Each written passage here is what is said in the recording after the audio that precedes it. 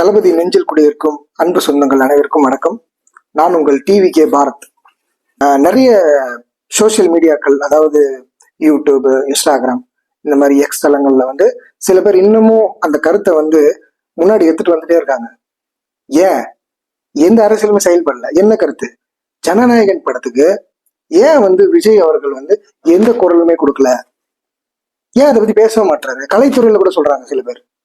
எல்லாரும் பேசிட்டாங்க, அவரு ஏன் பேச மாட்டாரு? அப்ப நம்ம பேசினா பிரயோஜனம் அப்படின்னு சொல்றாங்க.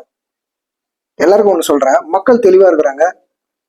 தளபதி தலைவர் அவர்கள் மிக தெளிவா இருக்கிறாரு. அரசியல் வேறு, சினிமா வேறு. அவர் துறை, அவர் பணிபுரிஞ்ச, அவர் நேசிச்சு பணிபுரிஞ்ச துறை வேறு. இன்னைக்கு மக்கள் சேவைக்கு வர அரசியல் வேறு. இதை தெளிவா அவர் புரிஞ்சு நடந்துக்கிறார். ஏன் அவர் ஒரு குரல் கொடுத்தா, ஒரே ஒரு வார்த்தை, ஒரு கண் அசைவு, தமிழ்நாட்டுல ஜனநாயகன் படம் வரல, போராடுங்கப்பா அப்படின்னு சொல்லியிருந்தா என்ன ஆயிருக்கும்? சொல்லுங்க, என்ன ஆயிருக்கும்? ஆனா அதை பண்ணல. ஏன்னா அது வேறு. அங்க கோர்ட்ல நீதிக்காக லீகலா அது போராடிட்டு இருக்காங்க படக்குழு. ஆனா மக்களுக்காக இன்னைக்கு இந்த நாட்டு மக்களுடைய ஜனநாயகம் மீறப்பட்டிருக்கு. பாலியல் வன்கொடுமைகள், வளங்கள் சுரண்டுவது, ஆசிரியர்கள்ல இருந்து துப்புரவு தொழிலாளர்களுக்கும் எல்லாருமே போராடிட்டு இருக்காங்க. அதுக்காக குரல் கொடுக்கணும், அதுக்காக கொடுத்துட்டு இருக்காரு. அவருடைய குரல் தான் தாவேகா தொண்டர்கள், நிர்வாகிகள், பொறுப்பாளர்களுடைய குரல்.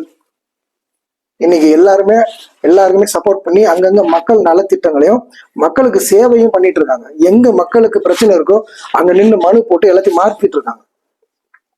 ஆனா ஜனநாயகத்துக்கு குரல் கொடுக்கலன்னு சொல்றீங்க. மக்கள் தெளிவா இருக்கிறாங்க. மக்களை குழப்பறதுக்குன்னே சில மீடியாக்களை இன்னமும் ஜனநாயகத்தோட கையில் எடுத்துட்டு இருக்காங்க. இப்ப நாங்களே மறந்துட்டோம்பா. ஜனநாயகம் படம் வரும்போது அது வேற.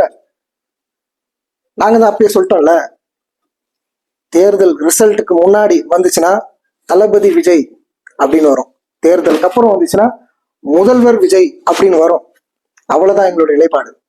அதுக்காக போயிட்டு தியேட்டர் முன்னாடியோ பேனரை பிடிச்சிக்கிட்டோ நாங்க நிக்கிற ரசிகர் கூட்டம் மட்டும் கிடையாது. அவர் ரசிகர் தான். ஆனா இன்னைக்கு அவருடைய தொண்டர்கள். எங்களுக்கு அரசியல் பணியை சொல்லி கொடுத்துருக்காரு. அரசியலை சுத்தமாகவும் சுகாதாரமாகவும் செய்யறதுக்கு சொல்லி கொடுத்துட்டு இருக்காரு. நாங்க பண்ணிட்டு இருக்கோம். எங்களுடைய நிர்வாகிகள், எங்களுடைய தலைமை நிர்வாகிகள், பொறுப்பாளர்கள், தேர்தல் குழு எல்லாருமே சிறப்பா செயல்பட்டு இருக்காங்க. யார போய் குழப்ப போறீங்க? மக்களே, நீங்க இதை கொண்டு போங்க. மக்களை குழப்பத்துக்காக சில வீடியோக்கள் போட்டிருக்காங்க. இந்த வீடியோவை கொண்டு போங்க. ஜனநாயகம் படம் வேறு, மக்களுடைய ஜனநாயகம் வேறு. தளபதி விஜய் அவர்கள் ரொம்ப தெளிவா இருக்கிறாரு. நீ என்ன கத்தி கூப்பாடுபட்டாலும் 2026 சட்டமன்ற தேர்தலில் மக்கள் விரும்பும் முதல்வர் வேட்பாளராக நின்று முதலமைச்சருடைய அந்த பணியை சிறப்பா செய்யறத நீங்களும் பார்ப்பீங்க. அவருக்கு ஓட்டு போறதுக்கு மக்கள் தயாரா இருக்காங்க.